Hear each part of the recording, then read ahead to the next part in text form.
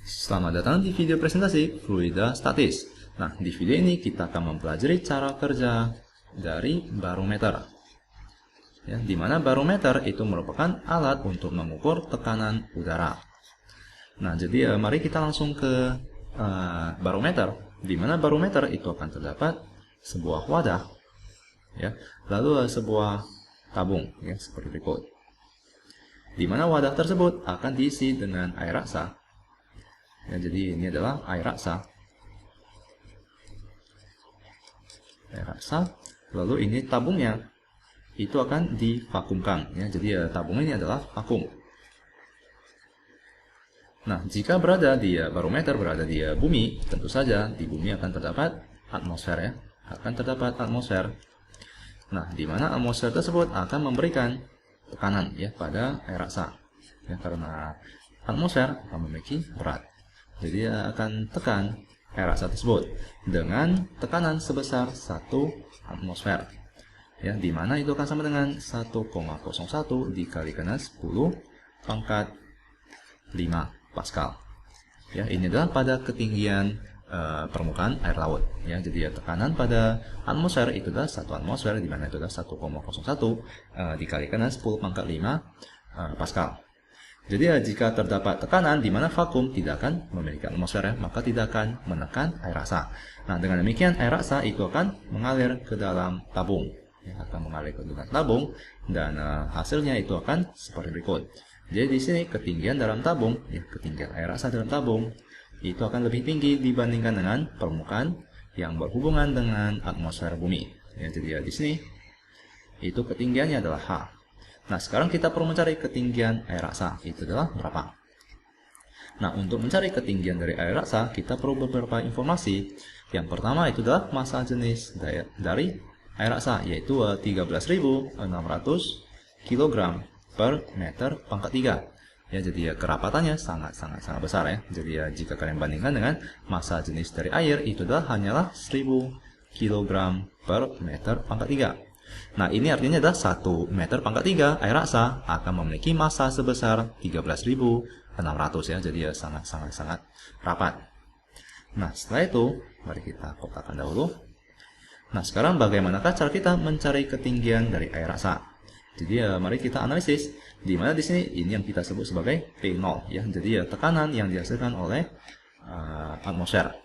Di mana di sini jika terdapat sebuah lapisan yang tipis, ya, misalkan ini terdapat lapisan yang tipis, maka tentu saja di sini dalam keadaan seimbang. Artinya adalah tekanan dari atas itu akan sama dengan tekanan dari bawah, ya. Tekanan dari atas, mari kita tuliskan PA, itu akan sama dengan tekanan dari bawah, PB. Di mana tekanan dari bawah itu akan sama dengan tekanan atmosfer, ya. Itu akan sama dengan tekanan atmosfer jika berada pada ketinggian yang sama, ya. Ini berada pada ketinggian yang sama, maka akan memiliki tekanan yang sama dengan tekanan atmosfer, di mana PB itu sama dengan PO. Nah, tentu saja di sini dalam keadaan seimbang, maka kita bisa simpulkan bahwa PB itu akan sama dengan PA. Ya, di mana PA, tekanan dari atas ini merupakan tekanan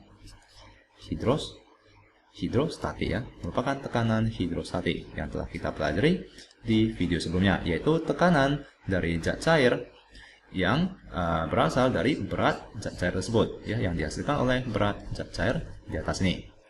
Nah, maka mari kita cari PA, atau itu disebut sebagai tekanan hidrostatik dari air raksa yang barusan saya arsirkan tersebut, ya, di mana itu akan sama dengan Rho GH. Rho dari air raksa, massa jenis air raksa, percepatan gravitasi dikalikan dengan ketinggian air raksa tersebut. Ya, jadi ini adalah tekanan dari air raksa di atas ini. Nah, sekarang kita telah mengetahui bahwa tekanan dari atas itu akan sama dengan tekanan dari bawah, yaitu tekanan udara, yaitu 1 atmosfer, yaitu 1,01 dikalikan 10 pangkat 5 Pascal. Mari kita tuliskan di samping kiri ini. Mari kita tuliskan semua satuannya. Jadi Pascal itu adalah Newton per meter pangkat 2. Nah, di mana itu sama dengan Rho, jadi massa jenis dari air raksa itu adalah 13.600 dari kilogram per meter pangkat 3. lalu kita kalikan dengan percepatan gravitasi. Mari kita gunakan 9,8 meter per detik kuadrat, di mana kita perlu mencari ketinggian, yaitu H. Di mana gaya, ya, Newton itu sama dengan massa dikalikan dengan percepatan, di mana satuannya itu adalah kilogram meter per detik kuadrat. Ya, jadi mari kita ubah Newton itu menjadi kilogram meter per detik kuadrat, di mana di sini kita dapat mencoret meter dengan meter, maka ini akan menjadi kilogram per meter kuadrat. Ya, lalu mari kita coret di sini satuannya. Ya, ini akan menjadi meter kuadrat. Ya, akan menjadi meter kuadrat. Lalu kilogram dengan kilogram kita juga dapat mencoretnya. Lalu detik kuadrat dengan detik kuadrat kita juga dapat mencoretnya.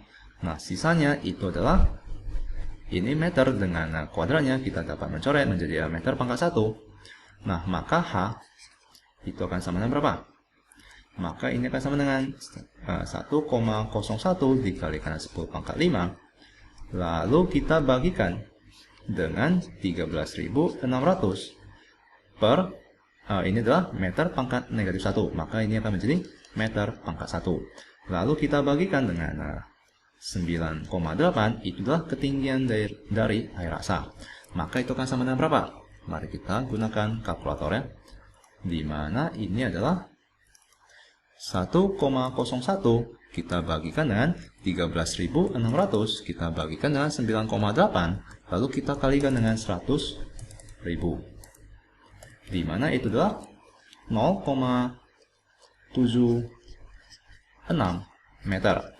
Jadi jika kita ubah ke dalam sentimeter, ya, kita kalikan dengan 100, itu akan menjadi 76 cm.